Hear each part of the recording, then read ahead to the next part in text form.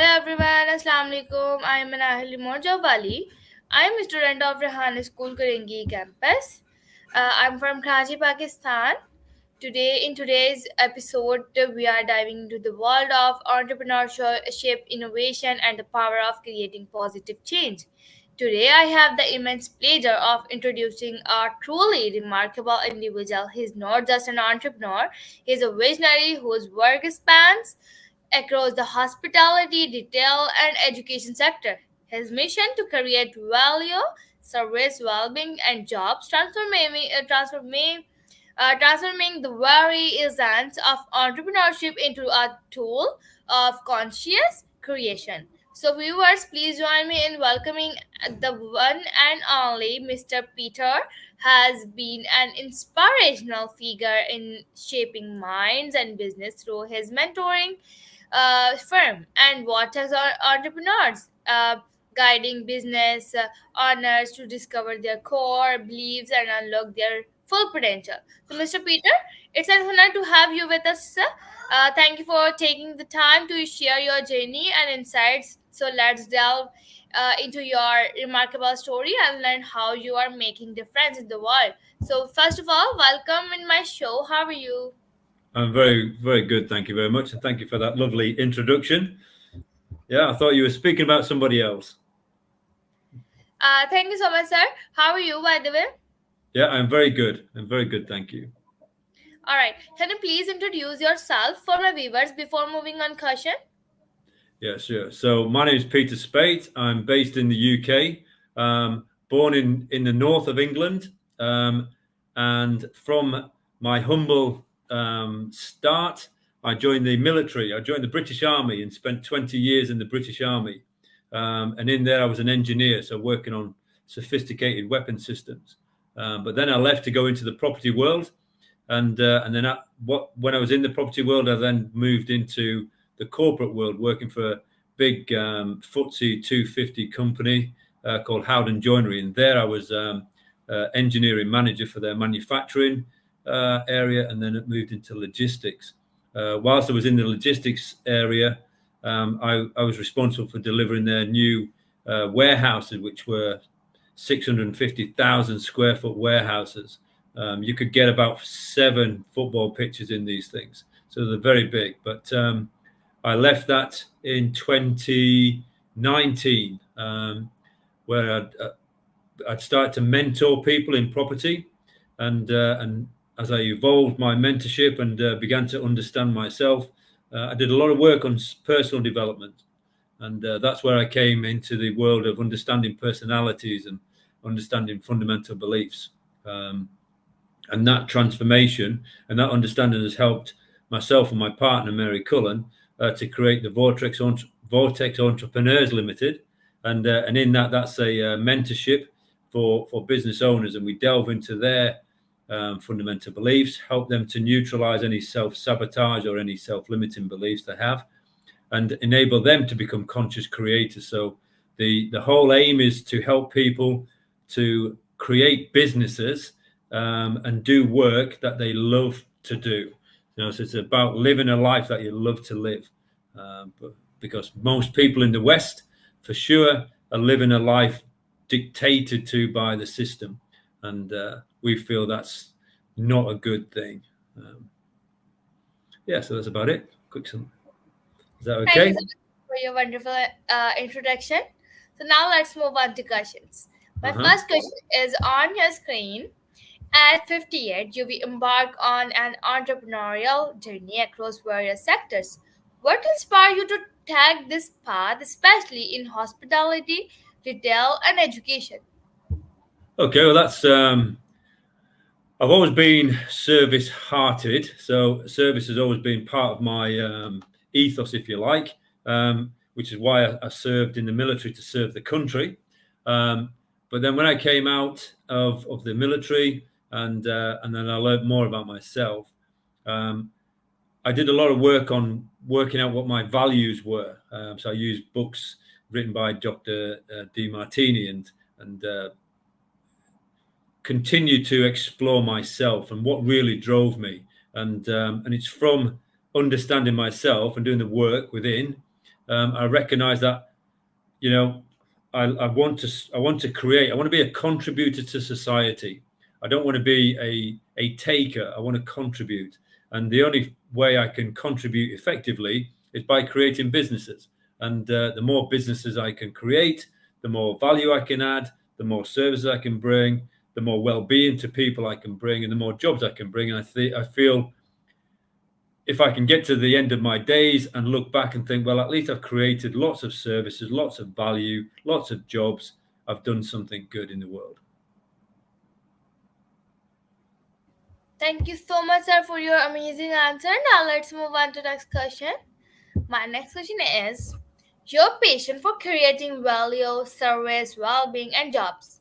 Can you share a specific instance where you felt you made a significant impact in one of these areas? Yeah, I mean, it's certainly now, whereas before when I was creating service accommodation in the hospitality world, and I was creating places that people could visit and stay, I used to really get satisfaction from that.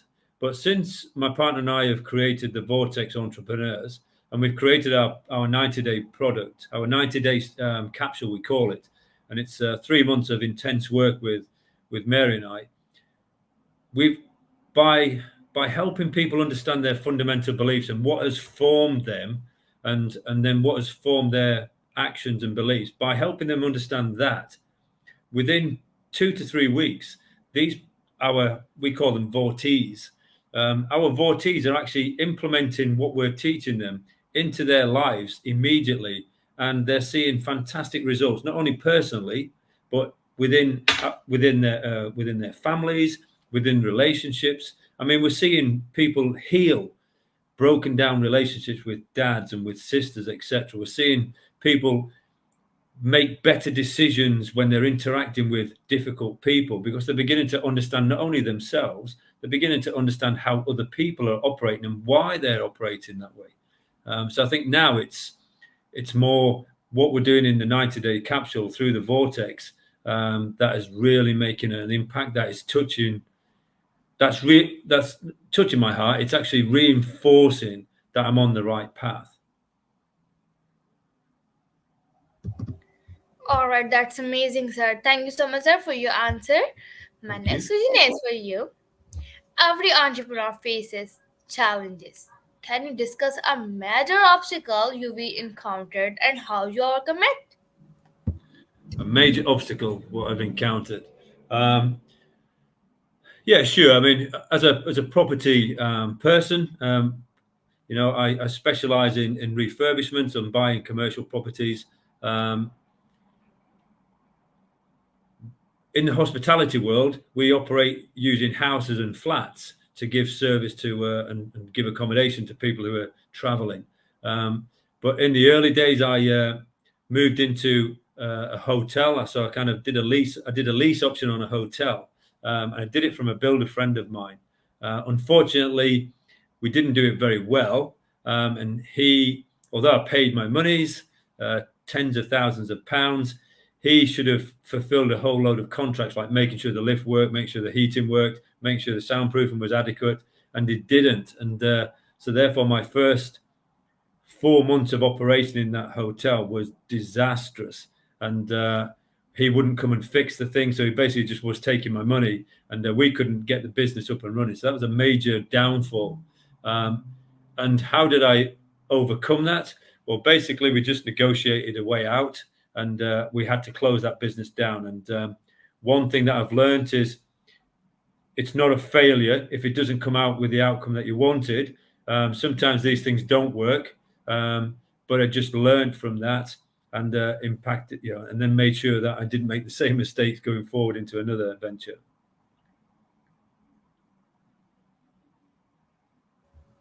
All right, sir. Thank you so much, sir, for your wonderful answer. Now let's move on to the next question. My next question is your focus on developing the Vortex or entrepreneur led is fascinating. What was the inspiration behind starting this mentoring business? So as I said earlier, I used to mentor for a different organization, and I was a property mentor. because I specialised in commercial and I'd carried out big builds, big new builds of warehouse, etc. myself. So I would get a lot of people who were interested in developing commercial property. So they would come to my table, and I would mentor them and coach them and guide them, etc. But over the years, I noticed lots of people were turning up and paying lots of money for training to learn how to do development, etc. But by the end of the year, they just weren't making any progress. There was stuff limiting them. They were confused, misdirected. Most of them had come into the property world because of something that somebody had said in their world, or they become an accidental landlord or whatever. And it made me think there's something I'm missing in all of the mindset training I'd done, in all the personal development stuff I'd done. I was missing some stuff, and partnered up with Mary, who is very spiritual and very, at that time, she was far more advanced than I was in understanding self. So therefore, then I partnered with her and started to understand myself, and she guided me to unpick. And that's how we understood then that we all have these self-sabotaging beliefs, and we have all these limiting beliefs, and those do impact us. And it was that inspiration of seeing all these people spend tens of thousands of pounds on training, on education, but not getting anywhere and becoming really dissatisfied, sometimes getting themselves into trouble. I thought, well, I've got to change that. The only way to change it is to help them work on their fundamental beliefs, limit their self-sabotage, and allow them then to be guided into doing stuff that they want to do. So that's where the inspiration came from. Seeing many people spend lots and lots of money on training and education and just ending up with nothing to show for it and just being dissatisfied and disillusioned, That's an amazing answer. Thank you so much, sir, Thank for you. the amazing answer. So, can you explain the process of becoming a conscious creator and how it helps align one's heart and mind with their business and works? Yeah, sure. So the process begins in first of all understanding their formative years. So when you're conceived through to when you're 5, 6, 7, your environment, your mom and dad, your brothers, your sisters, your aunties, your uncles, all the people that are involved in that phase of your life are impacting you in some way. Whether that's just what they say over you, because we do understand that the power of the word is immense. So what people get, so we basically help them understand what was said over them, what was the environment like, whether it was positive, whether it was negative, whether there was lots of shouting or whether there was lots of love or whether there's lots of understanding. Once they understand what was impacting their mentality, then we actually then use the personality. So we work out what their personality types are, because there are 9 fundamental personality types. And once we understand what their personality types are, we can work out what their fundamental or what their compensating strategies are. So myself, I'm an achiever, and what I do is I try and do loads and loads of things to please lots of people, because in my childhood, my parents broke up. I nearly died as an 18-month-old baby. And so I felt undervalued. I felt not safe. I felt unimportant, and I felt abandoned and rejected. So unfortunately for myself, I have this unworthiness and unimportant fundamental belief. And to overcome that, I work a lot and do a lot of things. But sadly, it's all based on fear, because of fear of safety, fear of being unworthy, fear of being rejected. Now I know that. I can sense when I'm getting out of shape and getting influenced by my ego. It's an egoic expression. So therefore, I can neutralize that and bring myself back to center. And once you're in a center position where your heart and your mind are in congruence, are balanced, and then we then help people to work on what do they love to do, and we explore those avenues of what they love to do. And it's amazing how many people can find ways of making money doing things that they love to do. So the process then is to then formulate a plan and put them into a structure whereby they can build those businesses and create and become a conscious creator of doing something that they love to do, that is in line with their heart and their mind, and which minimizes the impact of the egoic expression. So it's a very deep, it's a very deep process, and people have to go inside themselves, do the work, and it brings tears. I won't deny it. You know, people will be in tears. They will cry. I'm still pulling things out of my past and crying over them, but that's a good thing. Um, it's a good thing to express those energies, to get them out of you, because if you hold too much energy inside, it can lead to illness, it can lead to unhappiness, it can lead to stress. And hey, we don't need that, do we? We just need to be in love and harmony and peace and ease, and then we'll do some great things. Thank you so much, sir, for your answer. So, my next question is for you. You help business owners identify their fundamental beliefs and limiting coping mechanism. How has understanding your own beliefs and mechanism influenced your approach to business?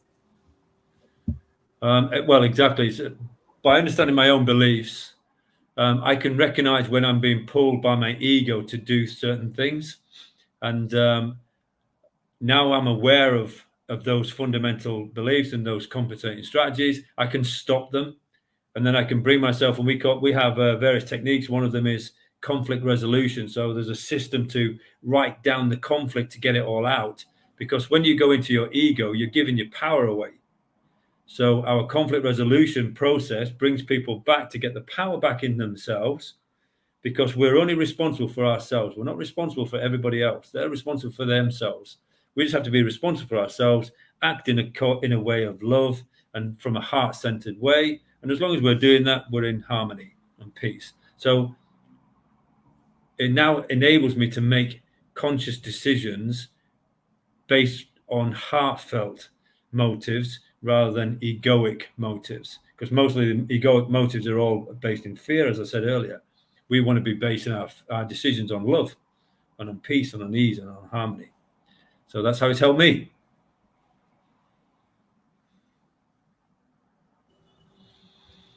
All right, sir. Thank you so much, sir, for your answer. So, could you share a success story from the Vortex Entrepreneur led where you significantly help a business owner transform their mindset and business? Sure. So one of the chaps, I call him Michael. He's an only child. He was in business with his mom and dad. They had a cafe business which was successful, and they also had a service accommodation business on the land. So they had a number of lodges as well. It was a successful business, but underneath it was driven by fear, operated with fear, because mom and dad were always watch out for the pennies, don't risk too much, sort of and their mindset was all about scarcity. So Michael was basically brought up with this scarcity mentality. Although they had a very successful business, they would be going into the winter, say, oh, winter's coming, we have to batten down the hatches, we have to watch the pennies. And he was very scarce in his mindset. As well, at the same time, he was building a property or refurbing a property that he'd bought for him and his children to move into. And the builder somehow had explained to him that the property was going to overrun on his spend. So therefore, the builder was going to rent it off him. And then Michael was going to go and rent a property from his mom because he was concerned about the finances. So anyway, so we helped him understand he was just coming from fear. All these decisions were coming from fear. And by helping him neutralize those fears, then helping him to make conscious decisions, he moved into his dream home on the 1st of December last year with his family, and he basically took the power away from the builder who was feeding his ego with lots of scarcity stories. So we put a stop to that. His business, he then started to look at his business differently from a growth point of view, from an idea of duplicating it, not contracting it, but duplicating it and adding more different ways of we brought upselling techniques into his head, and he's implemented those. So by the end of the year, he'd moved into his dream home, and he'd moved into the winter months, which was for decades all limiting to growth. And he was seeing growth, and he's now aiming his business now for this year to double it and to get to £1 million turnover. And that's just been phenomenal. And again, he was one of those who within 2 or 3 weeks began to make changes, and those changes just, you know, catapulted him into a different realm altogether. Yeah, very great answer, sir. Thank you so much, sir, for your answer. Thank you. So, how has your journey as an entrepreneur and mentor at the Vortex Entrepreneurs Lab to contribute to your personal growth? Okay, so my personal, well, they do say by teaching others, you teach yourself as well. And every time, every different person, every different devotee that's come into our program, all have got different stories, all have got different experiences, and also they think differently and have different emotions. And helping us to deal with those, with that variety and that plethora of difference, enables us to, one, if we don't know the answer, we'll go away and find it, because we have people that we go to who are far more advanced than we are. So it pushes us to keep learning ourselves, keep pushing ourselves through. And just the other day, I was talking to a chap who, um, one of the processes we have to go through is identifying what the greatest fear is. And sadly, he had a baby daughter who died very early. She was only a few weeks old, and he's really hung on to him, and he can't face that. But helping him, one, it unearthed some things in myself, because I've had a baby brother who died at birth.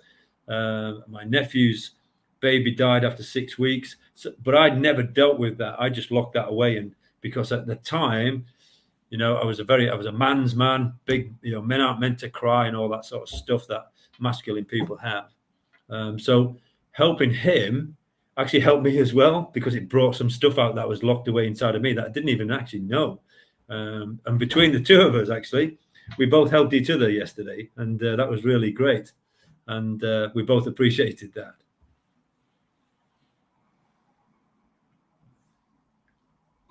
Alright, sir. Thank you so much, sir, for your answer. So, Mhm.